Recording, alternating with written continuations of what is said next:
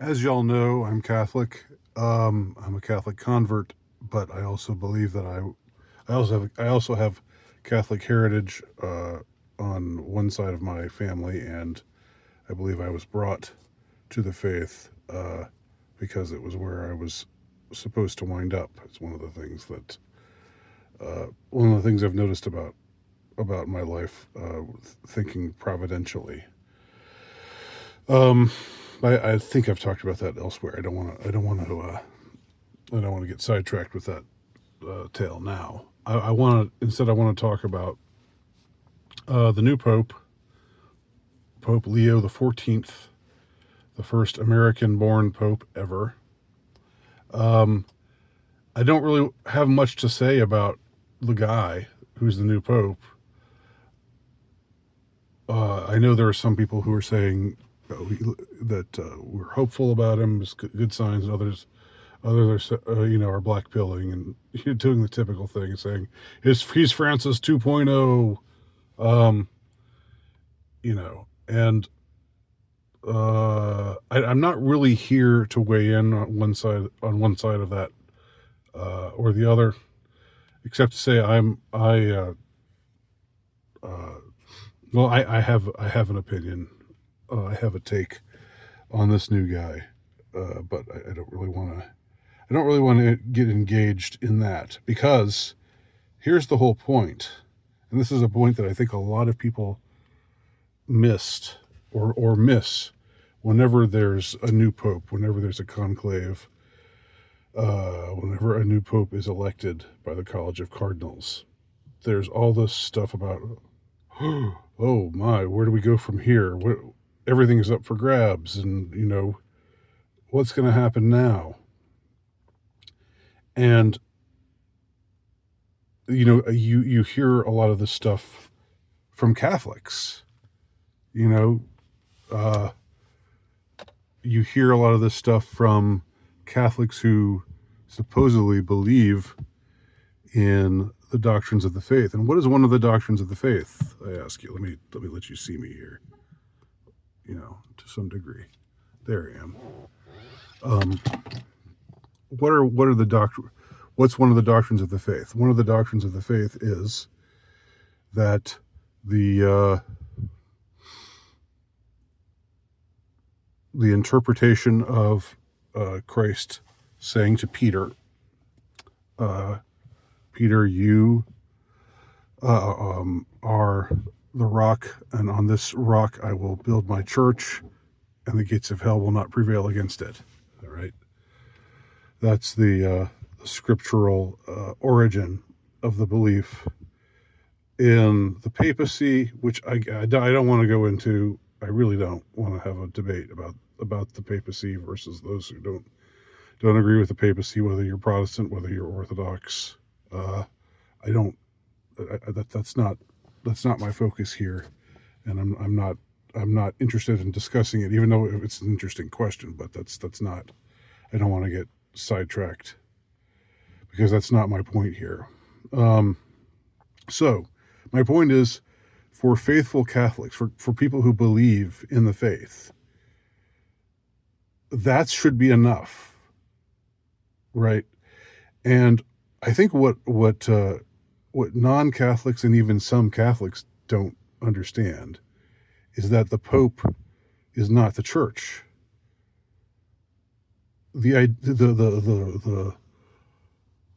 The Pope's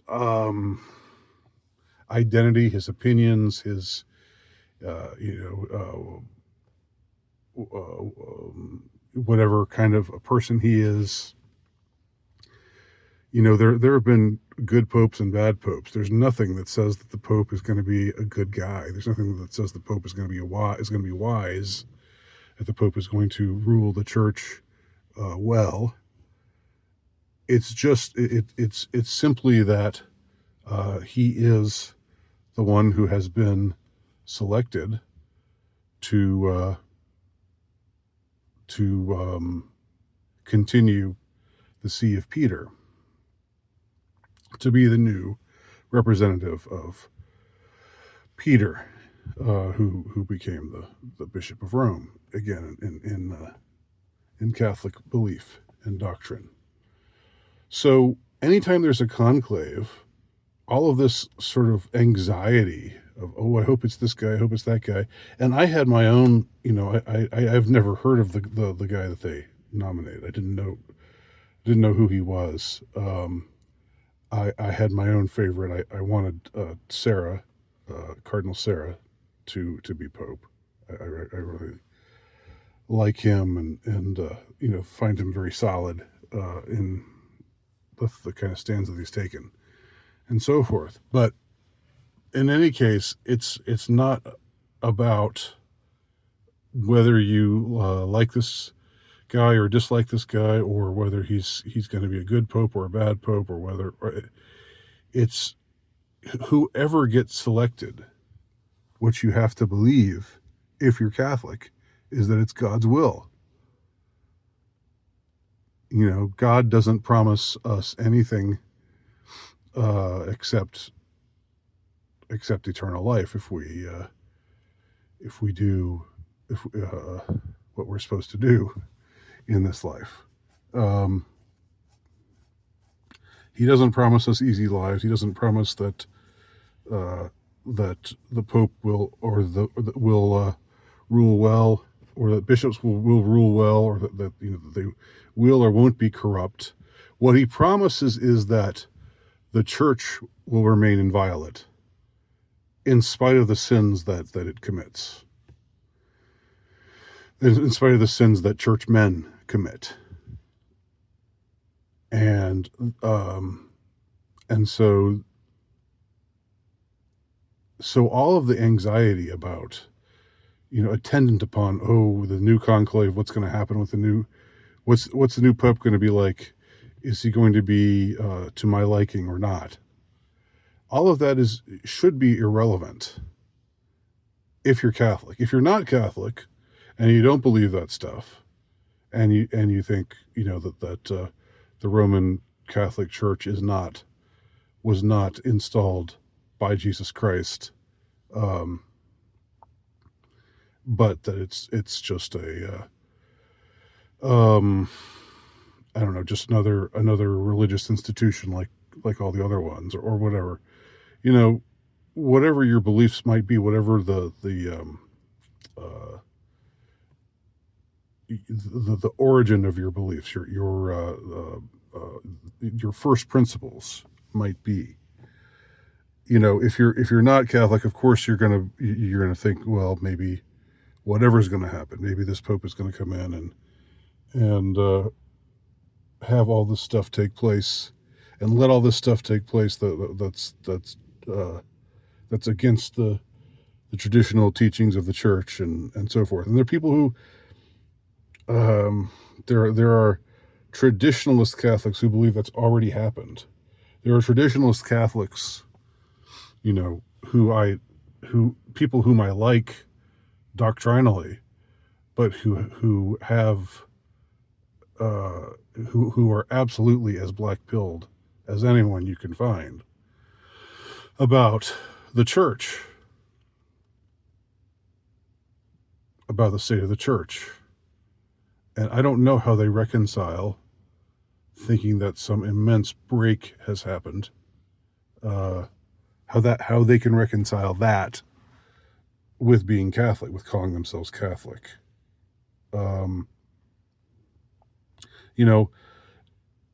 It comes down to, you have faith or you don't. You have faith in the processes of the church, the things that have been ordained by the deposit of faith that we believe are held in the church, that the See of Peter, heard sometimes called the bark of Peter, the ship of Peter. You believe that or you don't. If you don't, then you're not Catholic. And then, you might, then I guess you could wonder, maybe we'll have some pope who comes in and just thinks that gay orgies are great, and that abortion is fine and blah, blah, blah, and so on and so forth. But if you're a believer, you know that that's not even a possibility. That even if the Pope believes things like that, even if the Pope has heretical beliefs, he cannot preach them from the seat, ex cathedra, because that would be violative of the principle that the church is built upon the rock of Peter, and that the gates of hell will not prevail against it. Right? And I'm not speaking as someone who's like some super faithful, like who's got some kind of incredible faith himself. I just know what faith is.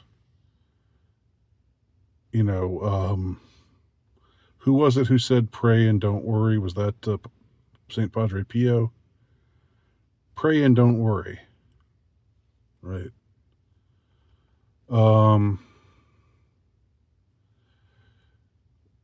There are a lot of things that are wrong in the world, and a lot of things that are wrong in the church today as a reflection of things that are wrong in the world. And there are priests who believe and espouse doctrines that are not orthodox, with a little o. They're not traditional. That are not truly Catholic.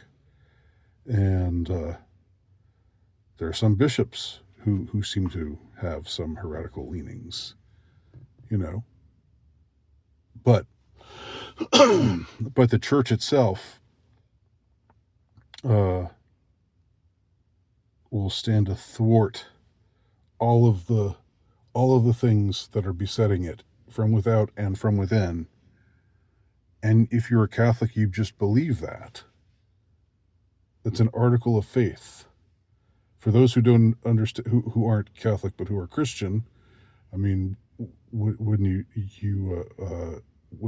if someone said Jesus Christ was not who he claimed to be, that he didn't really rise from the dead, that he was whatever.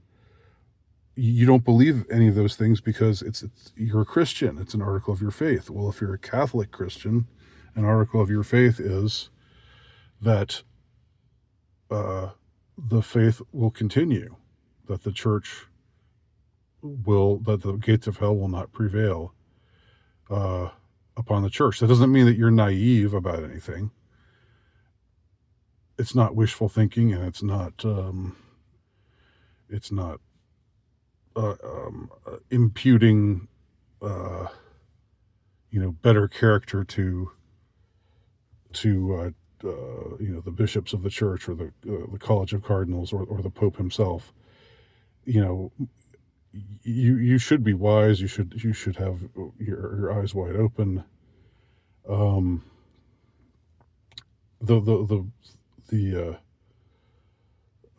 Pope we had for the last 12 years, rest his soul, was not my idea of a good Pope.